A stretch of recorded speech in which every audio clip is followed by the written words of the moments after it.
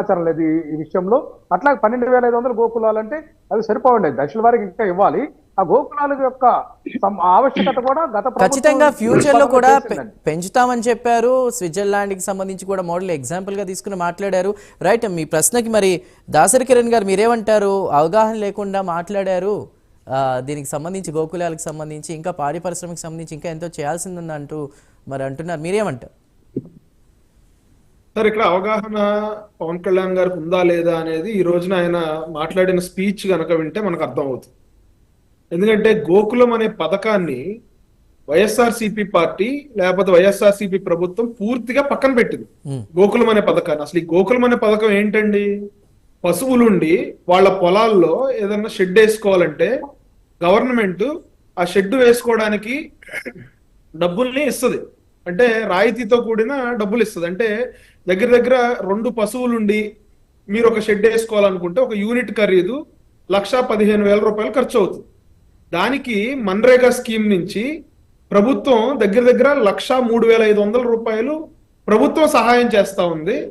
ఆ రైతు 11,500 మాత్రం అతను భరిస్తే సరిపోతుంది. అట్లా 2 పశువులు ఉన్న వాళ్ళకేమో 11,500 వాళ్ళ చేతిలో పడతాయి, 1,03,500 గవర్నమెంట్ ఇస్తుంది. 4 పశువులు ఉన్న వాళ్ళకి 18,500 రైతులు పెట్టుకోవాలి, 1,66,500 సబ్సిడీ ప్రభుత్వం ఇస్తుంది. 6 పశువులు ఉన్న వాళ్ళకి 23,000 రైతులు పెట్టుకోవాలి, 2,07,500 రూపాయలు ప్రభుత్వం ఇస్తుంది.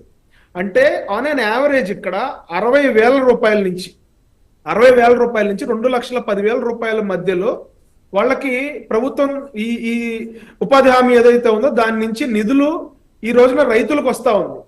వీళ్లలో కేవలం పార్టీ వాళ్లే ఉన్నారని చెప్పి రామారావు గారు చెప్తా ఉన్నారు. ఇక్కడ దాని ఎలిజిబిలిటీ ఏంటంటే 5 ఎకరాల కన్నా తక్కువ భూమి ఉన్న రైతులు, ఎస్సీలు, ఎస్టీలు, బడుగులు, మహిళలు వీళ్ళందరూ కూడా దాన్ని అప్లై చేసుకోవచ్చు. ఎవరైనా అప్లై చేసుకోవచ్చు. దాన్ని అప్లై చేసుకోవడానికి ఉన్న ఎలిజిబిలిటీ ఏంటంటే 5 ఎకరాల కన్నా తక్కువ భూమి ఉన్న రైతు అయి ఉండాలి. వీళ్ళు ఏదైతే రైతులు భరించాల్సిన మొత్తం ఉందో ఆ అమౌంట్ ని 2 పశువులు ఉన్నోళ్ళు ఏదైతే 11,500 రూపాయలు పెట్టుకోవాలని చెప్పానో అట్లా 2 పశువులు ఉన్నోళ్ళు, 4 పశువులు ఉన్నోళ్ళు, 6 పశువులు ఉన్నోళ్ళు, అలాగే కోళ్లకు సంబంధించి షెడ్ అయితే అదొక డిఫరెంట్ కేటగిరీ, మేకలకు సంబంధించిన రైతులైతే వాళ్ళు డిఫరెంట్ కేటగిరీ. ఇట్లా వాళ్ళు భరించాల్సిన మొత్తాన్ని ఒక డీడీ రూపంలో తీసి వాళ్ళు అప్లికేషన్ ఫిల్ చేసి అప్లికేషన్కి అటాచ్ చేసి వాళ్ళు అప్లై చేస్తే ఖచ్చితంగా వస్తుంది. ఇందులో వైఎస్ఆర్సీపీ పార్టీయా, తెలుగుదేశమా, జనసేన, బీజేపీ అనే వ్యత్యాసం ఎక్కడా లేదండి. ఖచ్చితంగా ఎవరైతే అర్హులు ఉన్నారో అర్హులైన ప్రతి ఒక్కరికి ఈ రోజున కూటమి ప్రభుత్వం ఈ పథకాన్ని వర్తింపజేసింది. ఈ రోజున సంక్రాంతి సందర్భంగా 12,500 గోకులాలని ప్రారంభిస్తా ఉన్నారు. ఇంకా 20,000 గోకులాలు రెడీ అవుతా ఉన్నాయి. ఆ రెడీ అయిన తర్వాత వాటిని కూడా ప్రారంభించే పరిస్థితి ఉంటుంది. దీన్ని వైఎస్ఆర్సీపీ ప్రభుత్వం పూర్తిగా పక్కన పెట్టేసి ఈ రోజున కూటమి ప్రభుత్వం ఇంత అంగరంగ వైభవంగా చేసుకోవాల్సిన కార్యక్రమాన్ని తిరుపతిలో జరిగిన ఒక సంఘటన వల్ల, దురదృష్టవశాత్తు జరిగిన ఒక సంఘటన వల్ల సంబరాలు కాదు, మనం అక్కడ ప్రాణాలు పోయాయి, మనం బాధ్యతగా వ్యవహరించాలి, ఊరంతా పందిరేద్దాం అనుకున్నాం, కానీ అక్కడ ప్రజలు ఇబ్బంది పడతా ఉన్నారు, బాధపడతా ఉన్నారు కాబట్టి చాలా తక్కువ స్థాయిలో ఈ కార్యక్రమాన్ని చేస్తా ఉన్నాం అని చెప్పి పవన్ కళ్యాణ్ గారు ఆయన బాధను వ్యక్తం చేశారు. దాన్ని వైఎస్ఆర్సీపీ నాయకులు గాని వాళ్ళ శ్రేణులు గాని గుర్తించాల్సిన అవసరం ఉంది. అంతేగాని ఈ పథకాన్ని కూడా, అంటే మీరు ఆపేసిన పథకాన్ని ఈ రోజున కూటమి ప్రభుత్వం ఫుల్ స్కేల్లో దాన్ని మన్రేగా నిధులు తీసుకొచ్చి ఇక్కడ రైతులందరికీ లబ్ధి చేకూరేలాగా మేము ప్రణాళికలు చేసి దాదాపు 12,500 గోకులాలని ఈ రోజున మేము ప్రారంభిస్తా ఉంటే దాని మీద కూడా బురద జల్లడం అనేది ఖచ్చితంగా హేయమైన చర్య. దీన్ని మేము ఖచ్చితంగా ఖండిస్తా ఉన్నాం. పవన్ కళ్యాణ్ గారికి ఆయన శాఖల మీద, అన్ని శాఖల మీద పూర్తి స్థాయిలో అవగాహన ఉంది. అవగాహన ఎవరికి లేదో రాష్ట్ర ప్రజలందరికీ తెలుసు. అవగాహన లేకుండా ఏవైతే హామీలు ఇచ్చారో, హామీలు ఇచ్చిన తర్వాత నాకు అవగాహన లేదని చెప్పి మళ్ళీ ఎవరైతే మాట మార్చి మళ్ళీ ప్రజలకు సంజాయిషి ఇచ్చుకున్నారో రాష్ట్ర ప్రజలందరికీ తెలిసి ఇంకా మర్చిపోలేదు కదా, మళ్ళీ నేను అవన్నీ గుర్తు చేయాల్సిన అవసరం లేదు. కాబట్టి ఏంటంటే ఈ రోజున పవన్ కళ్యాణ్ గారు ఒక కొత్త ఒరవడికి శ్రీకారం చుట్టారు. గడచిన 75 సంవత్సరాల స్వతంత్ర భారతంలో నాయకులు ఎవరు వెళ్ళలేని ప్రదేశాలకు ఆయన వెళ్తా ఉన్నారు. నక్సలైట్ల ఏరియాలకు వెళ్తా ఉన్నారు, ఏజెన్సీ ఏరియాలకు వెళ్తా ఉన్నారు. మందు పాత్ర ఉంటుంది సార్, డేంజర్ అన్నా సరే మందు పాత్ర పెడితే పేలిపోతాను అని చెప్పి ధైర్యంగా ముందుకు వెళ్ళి ఈ రోజున మారుమూల గ్రామాలకి రోడ్లు వేసే పరిస్థితి ఈ రోజున కూటమి ప్రభుత్వంలో ఉందంటే ఖచ్చితంగా మనం దాన్ని మెచ్చుకోవాల్సిన అవసరం ఉంది. ఈ రోజున పక్క పార్టీల మీద విమర్శలు చేయటం కాదు, నా నియోజకవర్గాన్ని నేను ముందు ప్రక్షాళన చేసి నేను జిల్లాల పర్యటన చేస్తాను, నేను రాష్ట్ర వ్యాప్త పర్యటన చేస్తాను, ప్రతి జిల్లాలో 14 రోజుల పాటు నా పేషీతో పాటు నేను ఉంటాను, నేను అక్కడికి వెళ్ళి పెద్ద పెద్ద బంగ్లాల్లో ఉండను, కేవలం అక్కడ టెంట్లు వేసుకుని ఉంటానని చెప్పిన రాజకీయ నాయకుడు ఎవరైనా ఉంటే చెప్పండి 75 సంవత్సరాల స్వతంత్ర భారతదేశంలో. అటువంటిది ఆయన నియోజకవర్గంలో ఏమైతే కంప్లైంట్లు వస్తున్నాయో అవన్నీ ఆయన డైరెక్ట్ గా చదివేస్తున్నారు మీటింగ్ లో. ప్రతి నాయకుడు ఏం చెప్తాడు, మా నియోజకవర్గం అంతా బ్రహ్మాండంగా ఉంది, మా నియోజకవర్గంలో అంతా చక్కగా ఉందని చెప్తారు. కానీ ఈ రోజున పవన్ కళ్యాణ్ గారు పోలీస్ స్టేషన్ లో ఏవైతే కంప్లైంట్లు ఉన్నాయో, ఆడవాళ్ళకి సంబంధించి ఏదైతే ఇబ్బందులు ఉన్నాయో, ఈవ్టీజింగ్ ఎక్కడైతే జరుగుతా ఉందో, ఎక్కడైతే గంజాయి ఇబ్బంది కలుగుతా ఉందో, ఎక్కడైతే కుర్రవాళ్ళని ఇబ్బంది పెడతా ఉన్నారో అవన్నీ ఏరియాలతో సహా చెప్తా ఉన్నారు. ఏ కాలనీలో జరుగుతా ఉంది, ఏ ఏరియాలో జరుగుతా ఉంది, ఏ కాలేజ్ దగ్గర. రైట్ కిరణ్ గారు రామారావు గారు గత ప్రభుత్వంలో జరిగిందంతా కూడా అంటే ఒక రకంగా స్కాములతో రికార్డులు సృష్టిస్తే ఇప్పుడున్న కూటమి ప్రభుత్వంలో కూడా పల్లె పండుగతో కూడా రికార్డు సృష్టించామనే వ్యాఖ్య కూడా చేశారు. దానికి మీ సమాధానం? ఇక్కడ పంచాయతీరాజ్ వారోత్సవాల సందర్భంగా ఆయన యొక్క ప్రభుత్వానికి సంబంధించి ఆయన ఇవ్వాల్సినటువంటి మెసేజ్ అధికారులు తయారు చేసింది చదివారు తప్ప, ఇక్కడ కిరణ్ గారికి ఒక అంశం నేను చెప్పదలుచుకున్నానండి. ఈ యొక్క పశువులకు సంబంధించినటువంటి మినీ గోకులాలు గత ప్రభుత్వంలోనే శాంక్షన్ అయినవి.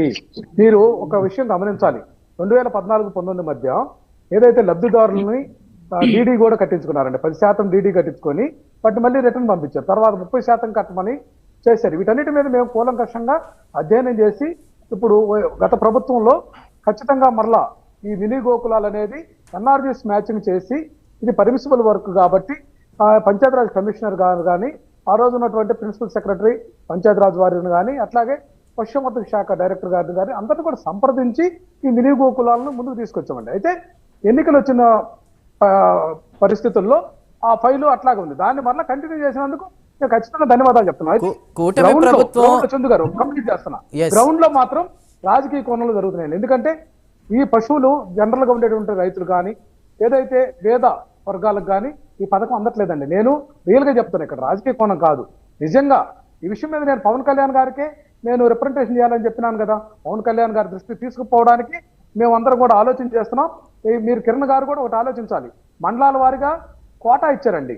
ఎన్ని అప్లికేషన్ ఇస్తే అందరూ అర్హులైన ప్రతి ఒక్కరికి ఈ మినీ గోకులాలు ఇస్తున్నారు అనేటువంటిది ఈయన కిరణ్ గారు కూడా తెలియదని నేను ఈ సందర్భంగా గట్టిగా చెప్తున్నా. ఎందుకంటే ప్రతి మండలానికి కొన్ని ఎన్ఆర్జీఎస్ సిబ్బంది ద్వారా ఐడెంటిఫై చేసి రాజకీయ కోణంలో రాజకీయ రికమెండేషన్లు ఉన్న వాళ్ళకే ఈ మినీ గోకులాలు ఇస్తున్నారు. ఈ విషయాన్ని నేను పవన్ కళ్యాణ్ గారి దృష్టికి తీసుకెళ్లి ఇది కొంత సరిచేయాల్సినటువంటి ఆవశ్యకత ఉందనేటువంటి భావంతో మేము ఉన్నాం.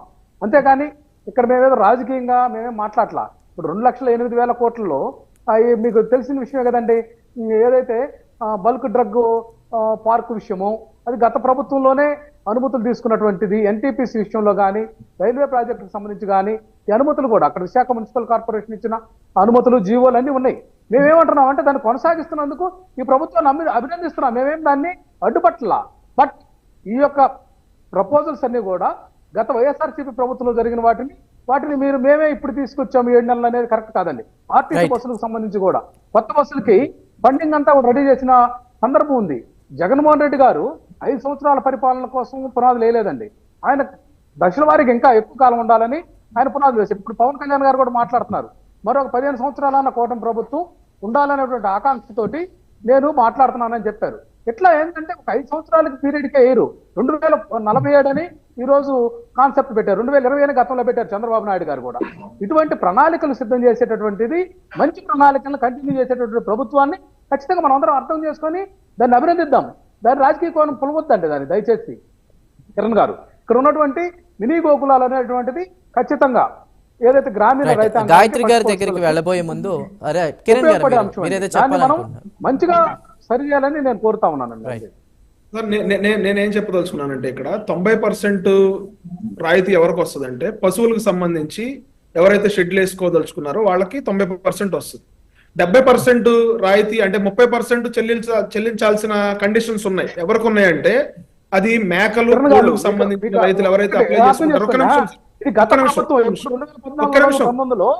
ఏమండి ఇప్పుడు ప్రభుత్వంలో కూడా మీకు అర్థం కావట్లేదు. కొన్ని ఇప్పుడు పశువులకు సంబంధించి అర్థం కాకపోవడానికి ఏం లేదు. ఒక్క నిమిషం. సబ్సిడీ కోళ్ళ సంబంధించిన షెడ్లకు ఒక రకమైనటువంటిది, గొర్రెల కాపర్లకు ఒక రకమైన ఉంటుంది. ఏదంటే ఇక్కడ గేదెలకి పశువులకు సంబంధించినటువంటి షెడ్లకు 90% రాయితీ వస్తుంది. ఇక్కడ ఏదైతే గొర్రెలు మేకలకు సంబంధించి 25% సబ్సిడీ, 25% పేమెంట్ కట్టమని చెప్పి రైతులు కోరుతున్నారు. అట్లా కోళ్ళకు సంబంధించి ఇట్లా ఇప్పుడున్నటువంటి స్కీమ్ కాదండి నేను చెప్పేది. గతంలో చంద్రబాబు నాయుడు గారు మీరు మళ్ళీ మీద ఆలోచించండి, మీరు తెలుసుకోండి. నేనేమంటున్నానంటే గత ఆ డీడీలు అన్నింటిని కూడా రిటర్న్ చేశారు కిరణ్ గారు. అది నేను మాట్లాడింది. ఇప్పుడు నేను ఇక్కడ విషయం క్లారిటీగా చెప్తా ఉన్నాను, మీరు కూడా అర్థం చేసుకోవడానికి ప్రయత్నం చేయండి. అంటే 30% రాయితీ, 30% పేమెంట్ ఎవరు కట్టాలంటే మేకలు కోళ్లకు సంబంధించిన రైతులు 30% కట్టాలి, 70% గవర్నమెంట్ ఇస్తుంది. 90% ఎవరంటే 90% పశువులకు సంబంధించి 90% గవర్నమెంట్ ఇస్తుంది, 10% రైతులు కట్టాలి. ఇక్కడ మీరన్నట్టు నిజంగా అర్హులైన వాళ్ళని తీసుకోవట్లేదు, లేకపోతే దానికి సంబంధించిన గ్యాప్ ఉందంటే ఖచ్చితంగా మీరు ఏదో రిప్రజెంటేషన్ ఇస్తానంటా ఉన్నారు, దాన్ని ఖచ్చితంగా ఇవ్వండి. కూటమి ప్రభుత్వం దానికి సంబంధించి చర్యలు తీసుకుంటది. దాన్ని మేమేం కాదంటలే. ఇక్కడ నేను అనేది ఏంటంటే మీరు ప్రతి ఒక్కరికి పథకం వస్తుందని అన్నారు. నేను దానికి చెప్పాను. నేనేం చెప్తా ఉన్నాను, ఒక్క నిమిషం. నేనేం చెప్తా ఉన్నానంటే ఇక్కడ మీరు వచ్చి కూటమి ప్రభుత్వం చేస్తున్న కార్యక్రమాలను మీరు మెచ్చుకుంటే అక్కడ మీ పార్టీ నాయకత్వం మిమ్మల్ని రేపొద్దు నుంచి డిబేట్లకు రానివ్వదు. సో దానికి సంబంధించి అనే లైటర్ నోట్ చెప్తా ఉన్నా. సో మీరేమన్నా సూచనలు చేయాలని అనుకుంటే ఖచ్చితంగా మీరు ఒక రిప్రజెంటేషన్ ఇవ్వండి. ఎవరైతే రియల్ ఎలిజిబిలిటీ ఉన్న వాళ్ళు ఎవరున్నారో వాళ్ళకి రాలేదో వాళ్ళకి ఖచ్చితంగా మీరు పంచాయతీరాజ్కి సంబంధించి లేకపోతే అక్కడ అధికారులకు కానీ లేకపోతే పవన్ కళ్యాణ్ గారిని కలిసి కానీ మీరు ఒక రిప్రజెంటేషన్ ఇవ్వండి. ఖచ్చితంగా దాన్ని కూటమి ప్రభుత్వం పరిశీలన చేస్తుంది. ఖచ్చితంగా మేము అదే చెప్తా ఉన్నాం. మేమేమన్నా ఇబ్బందులు తప్పులు ఉంటే, చిన్న తప్పులు ఉంటే మీరు సలహాలు ఇవ్వండి, సూచనలు ఇవ్వండి. కూటమి ప్రభుత్వం సజెషన్స్ మేము సరిదిద్దుకుంటామని చెప్తా ఉన్నాం. రాజకీయ కోణం ఉంది, దాన్ని సరి చేసుకోవాల్సినటువంటి అంశం ఉంది. ఆ విషయాలన్నీ కూడా ఉప ముఖ్యమంత్రి గారి దృష్టికి తీసుకెళ్తామని మేము చెప్తుంది. పాజిటివ్ గా చెప్తున్నాం.